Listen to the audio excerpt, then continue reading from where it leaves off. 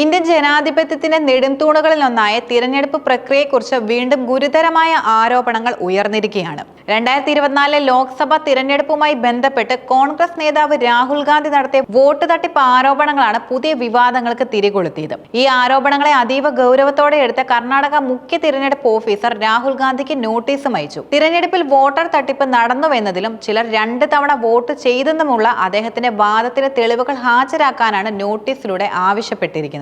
2024 ലോക്സഭാ തിരഞ്ഞെടുപ്പിൽ പ്രതിപക്ഷ നേതാവ് എന്ന നിലയിൽ രാഹുൽ ഗാന്ധി തിരഞ്ഞെടുപ്പ് പ്രക്രിയയുടെ സുതാര്യതയെക്കുറിച്ച് പല ഘട്ടങ്ങളിലും ആശങ്കകൾ ഉന്നയിച്ചിരുന്നു. തിരഞ്ഞെടുപ്പ് ഫലം പുറത്തു വന്നതിനു ശേഷം വോട്ടർ പട്ടികയിൽ ക്രമക്കേടുകൾ നടന്നതായും ചിലയിടങ്ങളിൽ വോട്ടർ തട്ടിപ്പ് നടന്നതായും അദ്ദേഹം ആരോപിച്ചു. ചിലർ വോട്ടർമാർ 2 തവണ വോട്ട് ചെയ്തിരുന്നുവെന്നാണ് രാഹുൽ ഗാന്ധിയുടെ പ്രധാന വാദം. ഇത് തിരഞ്ഞെടുപ്പ് ഫലങ്ങളെ സ്വാധീനിക്കാൻ സാധ്യതയുണ്ടെന്നും അദ്ദേഹം ചൂണ്ടിക്കാട്ടി. ഈ ആരോപണങ്ങൾ തിരഞ്ഞെടുപ്പ് കമ്മീഷന്റെ വിശ്വസ്തതയെ നേരിട്ട് ബാധിക്കുന്നതാണ്.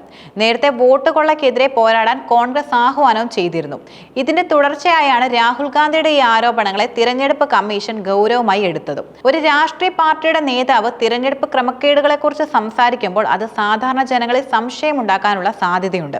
അതുകൊണ്ട് തന്നെ ഈ വിഷയത്തിൽ വ്യക്തത വരുത്തേണ്ടത് തിരഞ്ഞെടുപ്പ് കമ്മീഷന്റെ ഉത്തരവാദിത്തമാണ്.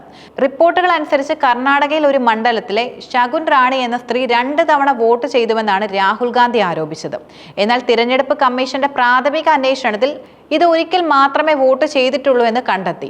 രാഹുൽ ഗാന്ധി തെളിവായി കാണിച്ച രേഖ തിരഞ്ഞെടുപ്പ് കമ്മീഷന്റെ ഔദ്യോഗിക രേഖയല്ലെന്നും നോട്ടീസിൽ പറയുന്നു. രാഹുൽ ഗാന്ധിയുടെ ആരോപണങ്ങൾക്ക് തെളിവുകൾ ഹാജരാക്കാൻ ആവശ്യപ്പെട്ട് കർണാടക മുഖ്യ തിരഞ്ഞെടുപ്പ് ഓഫീസർ നോട്ടീസ് അയച്ചത് വളരെ നിർണായകമായ ഒരു നീക്കമാണ്. ഒരു സ്വതന്ത്ര സ്ഥാപനം എന്ന നിലയിൽ തിരഞ്ഞെടുപ്പ് കമ്മീഷൻ നിഷ്പക്ഷമായി പ്രവർത്തിക്കേണ്ടതുണ്ട്.